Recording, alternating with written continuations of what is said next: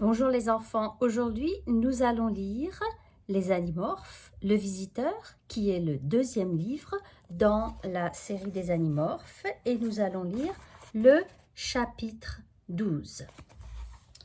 Donc souvenez-vous, Rachel est entrée dans la maison de Chapman sous la forme du chat de Chapman qui s'appelle Misha, et elle le suit pour aller voir ce qu'il va faire. Je longeais le couloir en suivant Chapman. Soit il ne m'avait pas remarqué, ça veut dire il ne m'a pas vu, soit ça lui était égal, ou soit ça ne dérange pas que le chat le suive. Il ouvrit une porte qui laissa échapper un flot d'odeur. Humidité, c'est quand quelque chose est mouillé. Moisissure, c'est quand il y a des taches parce que c'est mouillé. Insectes. Rachel, comment ça va là-dedans? Je sursautais de stupéfaction. La stupéfaction, c'est une grande surprise. Un mouvement qui n'avait rien de félin. C'était Tobias. Il devait être drôlement près de moi pour que je puisse l'entendre me parler mentalement. Il devait être perché sur le toit ou la branche d'un arbre, proche. Je déployais toute la finesse de mon ouïe aiguisée de chat. Sous l'avancée du toit, les oiseaux étaient silencieux. Ils étaient effrayés par ce gros rapace. Souviens-toi, Tobias est un rapace, c'est-à-dire un gros oiseau carnivore. Il est un faucon à queue rousse. « Je vais bien, répondis-je, mais tu as failli me faire mourir de trouille. » Ça veut dire tu m'as presque fait mourir de peur. « Désolé, j'étais simplement inquiet. » Bon, eh bien, ne t'inquiète pas, je suis en train de suivre Chapman au sous-sol. Pourquoi? Parce que c'est là qu'il va, idiot. Je ne sais pas pourquoi les paroles humaines de Tobias me contrariaient. Quand quelque chose te contrarie, c'est la même famille que contraire. Ça veut dire c'est le contraire de ce que tu veux. Il voulait que je lui prête attention et ça n'était pas facile. Le chat ne s'intéressait pas du tout à ce qu'il disait. Tout ce qu'il voulait, le chat, c'était descendre, explorer le sous-sol. Par bonheur, c'était ce que je voulais, moi aussi. Je descendis au petit trot les rugueuses marches de bois derrière Chapman. Soit dit en passant, ça peut paraître étrange, mais le fait de descendre l'escalier comme un chat, tête la première, me donnait le vertige. Écoute, Tobias, j'apprécie beaucoup que tu veilles sur moi, mais là maintenant je suis très occupée. Je comprends. De toute façon, je ne t'entends plus très bien, tu dois t'éloigner. Oui, je descends. J'attendis. Il ne dit rien. Tobias, appelai-je, mais il n'y eut pas de réponse. Nous avons encore des choses à apprendre sur la parole mentale. Nous savons que sa portée est limitée, mais nous ignorons quelles sont précisément ses limites. Les murs du sous-sol étaient entièrement lambrissés, ça veut dire recouverts de bois. Tu vois la porte derrière moi? Le cadre est lambrissé. C'est un cadre en bois. Eh bien, dans le sous-sol de Chapman, c'est comme ça partout sur les murs et même au plafond, c'est du bois. Le plafond de bois brut était envahi d'araignées et de choses intéressantes. Ça veut dire, en haut, il y a plein d'araignées. Pas de souris cependant. Rien qui puisse être considéré comme une véritable proie, mais bien des créatures qui devaient être amusantes à chasser. Chapman est la proie, me rappelai-je à moi-même. Nous chassons Chapman. C'était une sorte de salle de télévision, meublée d'une table, de quelques vieilles chaises et d'un divan. Un divan, c'est comme un sofa. Mais à l'évidence, il y avait longtemps que personne ne s'était servi de toutes ces choses. Elles ne portaient pas de traces d'odeur humaine. La poussière s'étalait partout et j'entendais des araignées se balader à l'intérieur du poste de télé. La seule partie de la pièce qui paraissait utilisée formait un chemin le long du plancher. J'y flairais les odeurs que Chapman avait déposées sur son passage avec ses chaussures. Il traversait le sous-sol en ligne droite jusqu'à une porte banale, ça veut dire une porte normale, peinte en blanc. Chapman tira un trousseau de clés de sa poche et déverrouilla la porte blanche. Il l'ouvrit et la franchit. 1,50 m plus loin, il y avait une deuxième porte. Celle-là était en acier luisant. L'acier, c'est un métal très solide.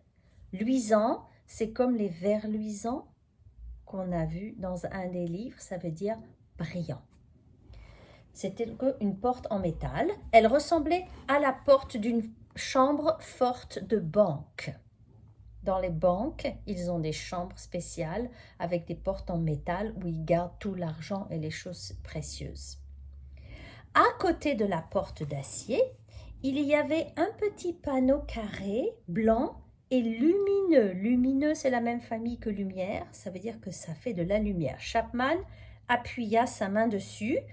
La porte d'acier s'ouvrit. Elle coulissa dans le mur comme dans Star Trek. Je savais qu'il fallait que je le suive. Mon esprit humain avait peur. Et mon esprit félin, ça veut dire l'esprit du chat, ne voyait pas pourquoi je devais m'aventurer dans cet endroit obscur. Pour l'un comme pour l'autre, ça ressemblait à un piège. Un piège, c'est un endroit où tu peux être attrapé et ne pas pouvoir sortir. À un endroit dont on ne pouvait sortir. Mais il le fallait, je devais y entrer. La réussite de ma mission d'espionnage en dépendait. Et Chapman était ma proie. À la dernière seconde, juste au moment où la porte se refermait, dans un sifflement, je bondis dans la pièce. Elle était plongée dans l'obscurité, ça veut dire il n'y a pas de lumière, c'est très noir. Ce qui ne me dérangea absolument pas. Puis, Chapman alluma une sorte de veilleuse. Une veilleuse, c'est une toute petite lumière que tu laisses allumer la nuit. C'était étrange, car je pouvais en fait mieux voir dans le noir qu'avec cette lumière tamisée. Il y avait une sorte de pupitre fixé dans le mur. Un pupitre, c'est une petite table, comme les pupitres que tu as à l'école. Mais là, le pupitre est dans le mur. Il était en acier gris, ça veut dire c'est fait de métal aussi, comme la porte. Donc la couleur, c'est gris. Il avait un aspect très inhabituel, ça veut dire ce n'est pas comme les pupitres que tu connais à l'école, c'est différent. Il y avait d'autres petits panneaux lumineux de couleurs et de formes variées.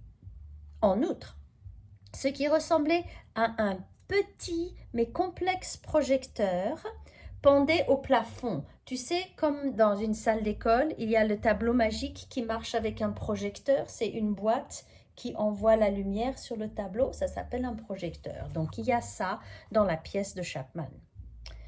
Face au pupitre, il y avait une chaise de bureau tout à fait ordinaire. Chapman s'y assit. Il fit courir ses mains sur un panneau bleu, puis il regarda sa montre et attendit patiemment. Pendant environ 1 minute, il ne se passa rien. Je m'efforçai de prendre un air nonchalant, comme si j'étais entrée par hasard. Mais en même temps, je prenais garde de rester dans le dos de Chapman afin qu'il ne puisse pas me voir. C'est-à-dire, elle essaye d'avoir l'air normal, mais elle essaye quand même de rester derrière lui pour qu'il ne la voie pas. Je me souvenais de la mise en garde de Jacques. Ça veut dire Jacques lui a dit de faire attention à quelque chose. En me voyant, les gens ordinaires ne me prendraient que pour un honnête matou. Ça veut dire quand des personnes normales la voient, les personnes pensent qu'elle est un chat normal. Mais Chapman connaissait l'animorphe. Les Yirks connaissaient la technologie de l'animorphe andalite. Et si jamais Chapman ou n'importe quel contrôleur voyait un animal se comporter de façon anormale, c'est-à-dire pas normale, il pouvait soupçonner la vérité. Soudain, une lumière aveuglante jaillit dans la pièce. Aveugle, tu te souviens, ça veut dire qu'il ne peut pas voir. C'est une lumière qui est tellement forte que tu ne peux rien voir quand tu as cette lumière dans les yeux. Mes yeux de chat s'adaptèrent instantanément. Son éclat restait cependant douloureux, ça veut dire ça fait quand même mal aux yeux parce que c'est beaucoup de lumière. Cette lumière venait du bizarre petit projecteur. Chapman fit pivoter sa chaise pour lui faire face. La lumière se mit à changer. Elle prit forme, se parant de différentes couleurs. 4 sabots apparurent. La fourrure bleutée, les mains aux doigts trop nombreux. Souviens-toi, si tu as une illustration d'andalite, quelque part, tu peux voir qu'ils ont 6 doigts et pas 5 doigts comme nous à chaque main. La face plate et intelligente, dépourvue de bouche et munie de simples fentes en guise de nez. Les yeux principaux en amande et leur regard pénétrant. Et puis ces étranges yeux qui pivotaient au bout de leur pédoncule mobile et qui lui permettaient d'examiner la pièce sous tous ses angles. Enfin, la queue, la cruelle queue recourbée de Scorpion.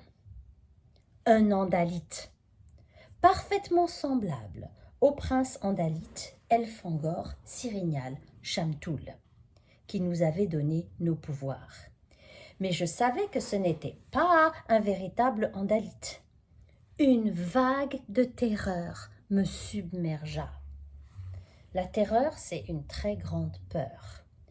C'est une métaphore qui veut dire que la peur la recouvre complètement. Elle sent seulement une grande peur. Une terreur trop intense pour que mon cerveau de chat lui-même pût l'ignorer. C'était le seul corps andalite dont les Yirks avaient jamais pu s'emparer et prendre le contrôle. Le seul andalite contrôleur de toute la galaxie. C'était Viserk III, le chef de la force d'invasion Yirk.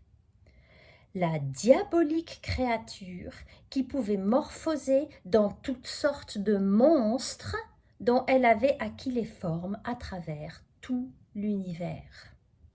Celle qui avait assassiné le prince andalite pendant que nous tremblions de terreur. C'était Viserk III qui avait été à 2 doigts de nous tuer dans l'enfer du bassin Yirk. « Bienvenue à toi, Viserk III » déclara Chapman d'une voix pleine d'humilité. « Inis 226 du bassin du Sulpniar est à tes ordres. Que les rayons du Kandrona brillent sur toi et que leur force soit avec toi. »« Et avec toi, Inis 226, répondit Viserk III. Je fus surprise d'entendre la voix de Viserk III. Dans son corps d'andalite, il n'avait pas de bouche. Les andalites communiquent par parole mentale, exactement comme je le fais quand je suis dans une animorphe. La seconde surprise fut provoquée par les paroles qu'ils avaient échangées. Inis 2, 2, 6. Tel devait être le nom du Yirk qui contrôlait Chapman. Mon instinct de chat était préoccupé par une question différente. Cette apparition était-elle réelle?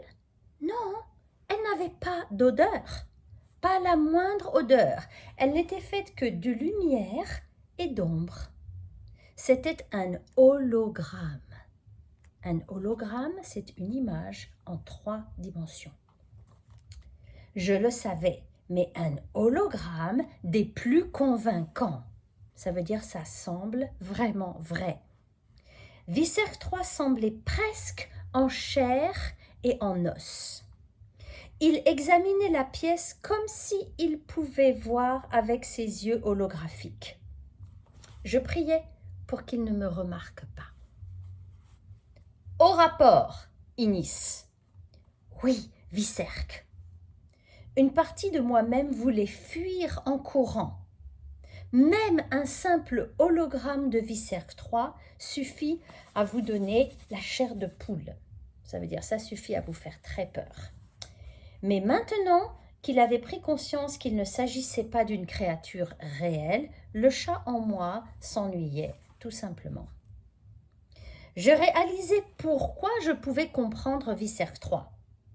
Le projecteur holographique ne devait pas être capable de transmettre la parole mentale, il la traduisait en langage commun. Où en êtes-vous avec ces résistants andalites? Les a-t-on localisés? Ça veut dire, est-ce qu'on les a trouvés? Non, Vicerque 3, nous n'avons toujours rien. Je savais qui il désignait par résistants andalites. C'était nous, les animorphes. Je veux qu'on les trouve. Je veux qu'on les trouve immédiatement. Chapman sursauta devant l'ordre brusque de Vicerque 3. Je pouvais sentir la peur qui l'habitait. Sur un ton plus calme, Vicerque 3 poursuivit. Ça ne peut plus durer, Inis 226. Ça ne peut plus durer. Le Conseil des 13 va finir par en entendre parler. Ils vont se demander pourquoi je leur ai annoncé que tous les vaisseaux andalites en orbite autour de cette planète avaient été détruits et tous les andalites abattus. Ils vont se poser des questions, ils vont être furieux. Et quand le Conseil des 13 est furieux contre moi, je suis furieux contre toi. Ça veut dire, Vicerque 3, il a des chefs qui pensent que tous les andalites ont été tués et leurs vaisseaux détruits. Alors comment ça se fait qu'il peut y en avoir encore 5 qui sont en liberté? Chapman tremblait littéralement comme une feuille. Je flairais la sueur humaine. Et je flairais autre chose, quelque chose qui n'était pas entièrement humain. C'était à peine perceptible. Était-ce le yirk même que je sentais? La limace yirk dans le crâne de Chapman? Ça paraissait impossible, mais il y avait une odeur étrange, quelque chose. Je concentrais tous mes sens de chat sur l'analyse de cette odeur. L'analyse, ça veut dire il essaye de comprendre cette odeur. Comme nous, quand on analyse une histoire, on essaye de la comprendre. Qu'est-ce que c'est que ça? Chapman pivota sur sa chaise. Je levai les yeux et je restais figée. Chapman me regardait et bien pire, ça veut dire encore plus mauvais. Les yeux pédonculés de Vicerque 3 étaient eux aussi braqués sur moi. Ça s'appelle un chat, répondit Chapman d'une voix nerveuse.